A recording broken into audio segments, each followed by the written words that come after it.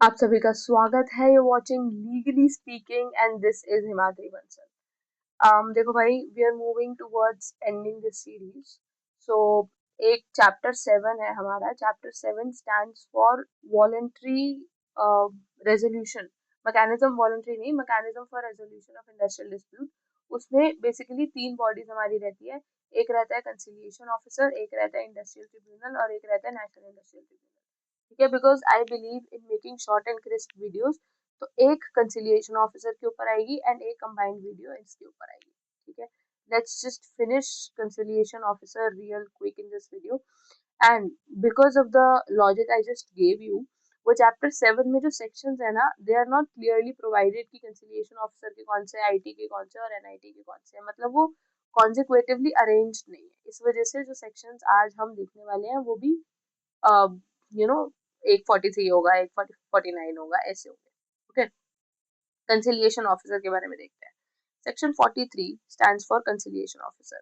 Appropriate government appoint करेगी conciliation officer को और उसकी ड्यूटी रहेगी कि वो मिडिएट करे और प्रमोट करे सेटलमेंट ऑफ डिस्प्यूट्स। ठीक है, अब वो चाहे तो एक स्पेसिफिक एरिया के लिए अपॉइंट कर सकती है या फिर एक स्पेसिफिक इंडस्ट्री के लिए भी अपॉइंट कर सकती है एक conciliation officer. Procedure and powers. Section 49 is probably the most important section under that chapter क्योंकि ये powers के बारे में बताता है.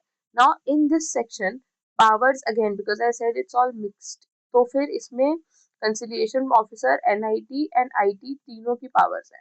तो मैं ये अभी कवर करा रही हूँ, तो अगली वीडियो में मैं सेक्शन 49 दोबारा से नहीं देखने वाली हूँ, तो इसी बार में सुन लो। ओके, एक आर्बिट्रेटर, कंसिलिएशन ऑफिसर, आईटी या फिर एनआईटी ऐसा कोई भी प्रोसीजर फॉलो कर सकती है जो उसको ठीक लगे। It has the power to do that. A conciliation officer, he is authorized कि वो इंक्वायरी के पर्पसेस के लिए किसी भी ऐसे इंडस्ट्रियल एस्टेब्लिशमेंट में घुसा चला है जहाँ पे डिस्प्यूट हो रखा है। ठीक है, enter into any existing industrial dispute and enter the premises occupied.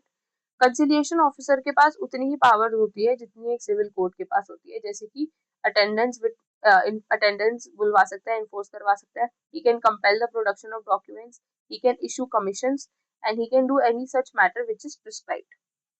Okay, conciliation officer can enforce the attendance of any person, call and inspect any document and examine him, as I said. Appropriate government चाहे तो एक से ज्यादा इंसान भी appoint कर सकते हैं, having the special knowledge in the matter और experts to assist IT और NIT. ठीक है, moving on, conciliation and education.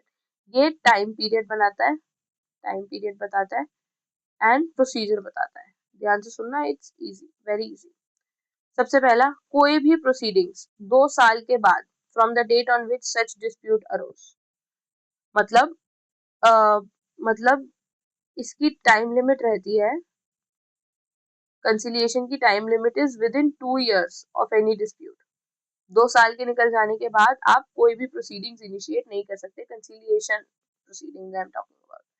Okay, conciliation officer के पास इन्वेस्टिगेट करने की क्षमता होती है, पावर होती है। He can also induce, and I am quoting the Bear Act here, he can also induce the parties to reach an amicable settlement. Okay, वो ऐसा चाहे तो ऐसा कर सकता है। अब अगर उसकी कोशिश साकार हो जाती है and a settlement is arrived, तो उसकी ड्यूटी बनती है कि वो अप्रोप्रिएट गवर्नमेंट को एक रिपोर्ट भेजेगा with a memorandum of settlement signed by the parties. अब अगर सेटलमेंट अराइव नहीं होती है तो एक फेलियर रिपोर्ट भेजी जाएगी। यस, फेलियर रिपोर्ट भेजी जाएगी अप्रोप्रिएट गवर्नमेंट को और उनको बताया जाएगा कि हमने ये स्टेप्स लिए थे और फिर भी सेटलमेंट नहीं हुआ। रिपोर्ट 45 डेज ओवरऑल के अंदर अंदर चले जानी चाहिए, लेकिन अगर लॉकआउट और स्ट्राइक्स का मैटर है, क्योंकि दीज आर अर्जेंट मैटर्स, तो फिर वो 14 डेज के अंदर अंदर आपको रिपोर्ट भेजनी पड़ती है। ठीक है, लॉकआउट और स्ट्राइक्स के बारे में अभी दोबारा से अगेन वीडियो आने वाली है आगे। पार्टी एक एप्लीकेशन, अग्रीव्ड पार्टी जो होती है भाई, अब because if there is no settlement arrived, then parties are aggrieved. So aggrieved parties after 90 days of receiving a failure report appeal कर सकती है।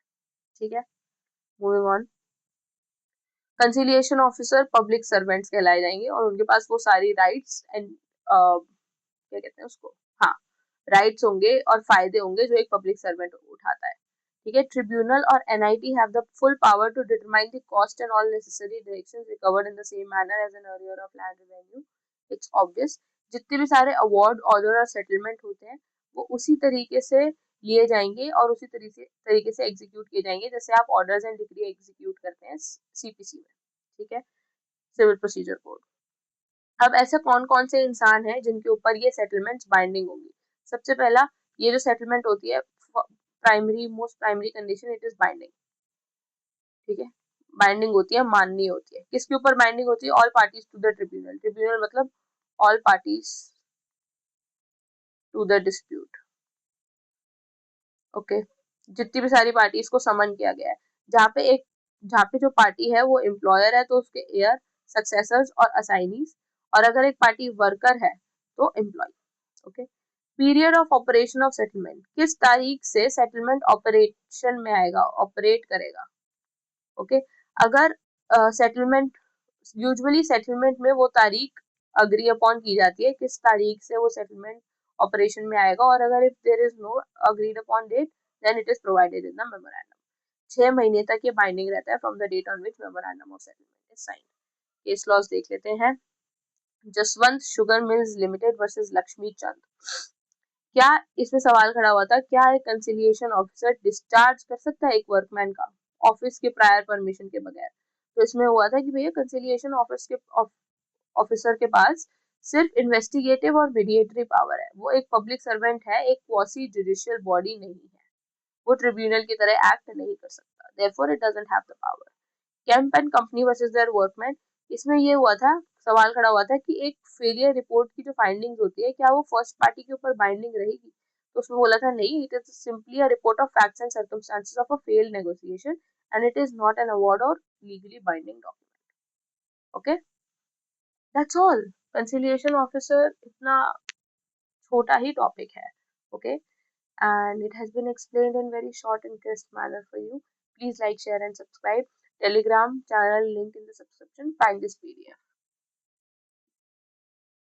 I'll see you until next time.